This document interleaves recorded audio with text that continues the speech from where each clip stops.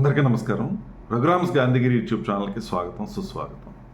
ఈరోజు మనం తీసుకున్నటువంటి అంశం, ఏ మనిషి అయినా ఎదగాలనన్నా లేదా తను చేస్తున్నటువంటి పనిలో ప్రతిభ కనిపించాలన్నా, ఒక విద్యలో రాణించాలన్నా మనిషికి కావలసినటువంటి మానసిక శక్తులు ఏంటి, అంటే మెంటల్ పవర్స్ ఏంటి అన్న దాని గురించి ఈరోజు మనం మాట్లాడదాం.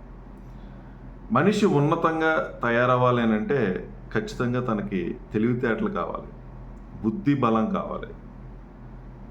ఏం చేయాలో ఏం చేయకూడదో తెలిసేటటువంటి ఆ పరిస్థితి ఉన్నప్పుడే మనిషి ఉన్నతంగా ఎదగటం అనేది జరుగుతుంది.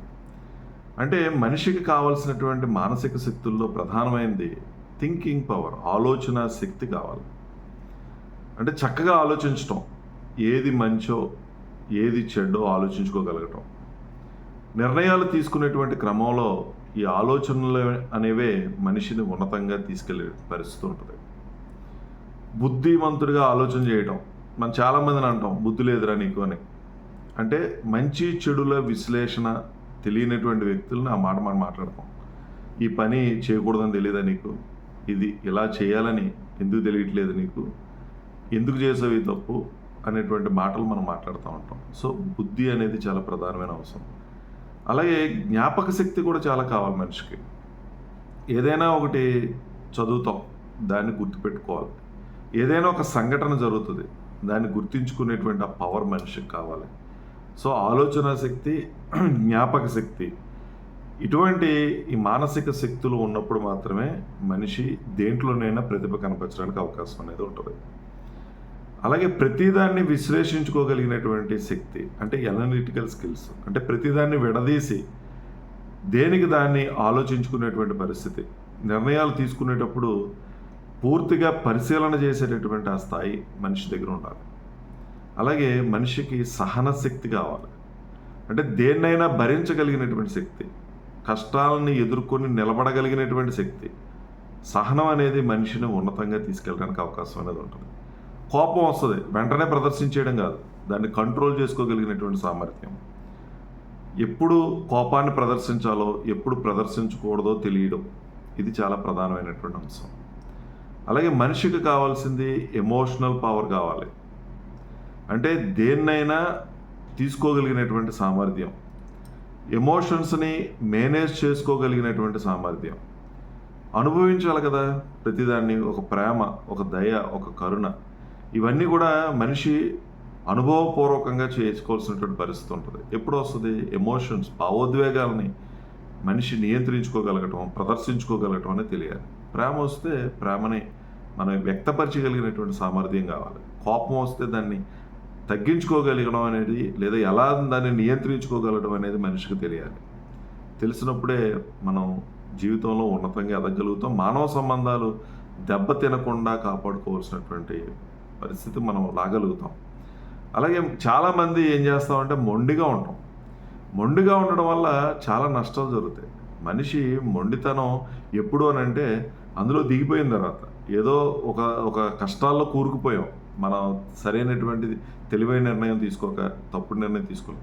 దాని నుంచి బయటపడడానికి, అంటే వదిలేయకుండా ఎలాగోలాగా బయటపడడానికి మొండితనం పనికొస్తుంది తప్పించి, తెలివితేటలు లేకుండా, బుద్ధి లేకుండా కేవలం మొండితనాన్ని నమ్ముకుంటే ఒక మూర్ఖుల్లో తయారవుతాం.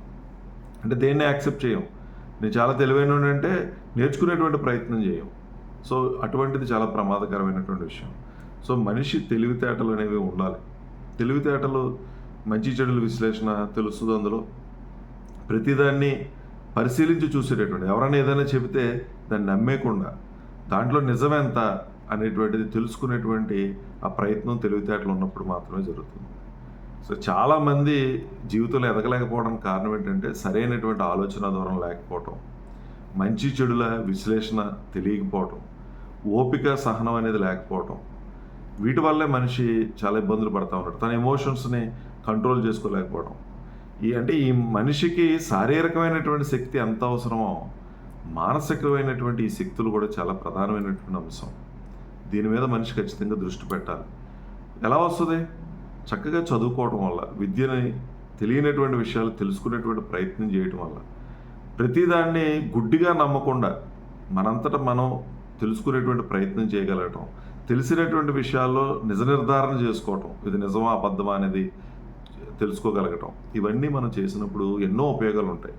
నువ్వు విద్యలో రాణించగలుగుతావు, ఏది తలపెట్టినా అది పూర్తి చేయగలుగుతావు, జీవితంలో ఎదురయ్యేటటువంటి కష్టాలని తట్టుకొని నిలబడగలిగినటువంటి స్థాయి నీ దగ్గర వస్తుంది. మానవ సంబంధాలని మెరుగుపరుచుకోవడానికి ఎంతగానో ఉపయోగపడేటువంటి పరిస్థితి ఉంటుంది. నీ మీద నీకు నమ్మకం, విశ్వాసం పెరుగుతుంది. ఎవరి మీద మనం ఆధారపడాల్సినటువంటి అవసరం లేదు.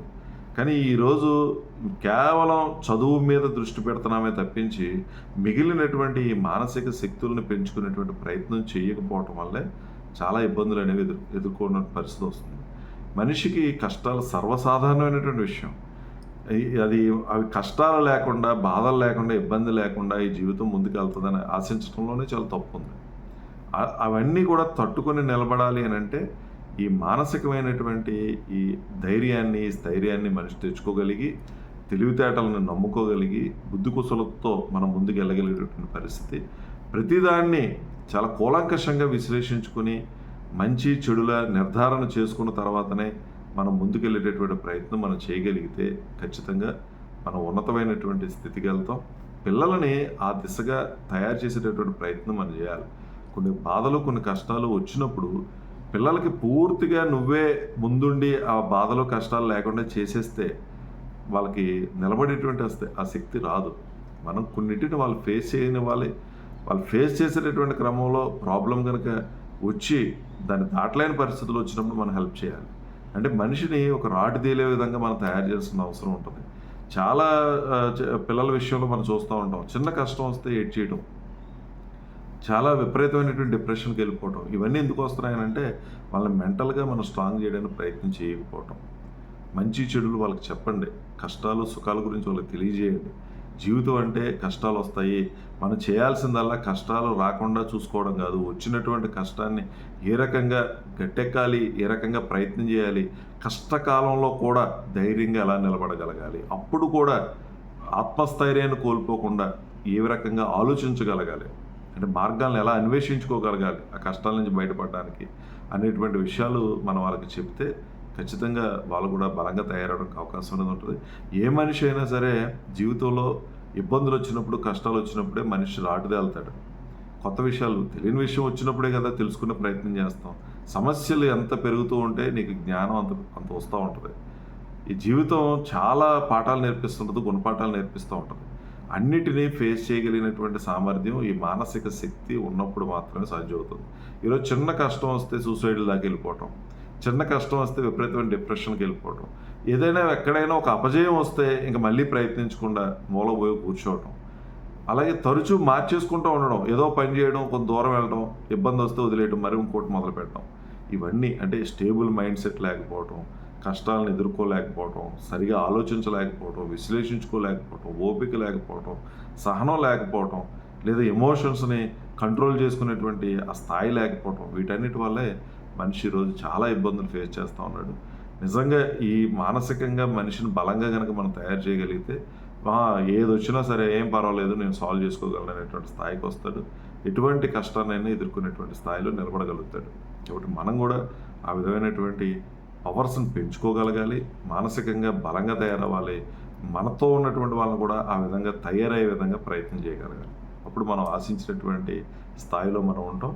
కాబట్టి ఈ విషయాలన్నింటినీ గమనించి మీరు జాగ్రత్తగా వీటన్నిటిని అన్వయించుకుంటారని చెప్పి ఆశిస్తూ, ఓపికగా వీడియో చూసిన ప్రతి ఒక్కరికి పేరు పేరున కృతజ్ఞతలు తెలియజేస్తూ సెలవు తీసుకుంటాను.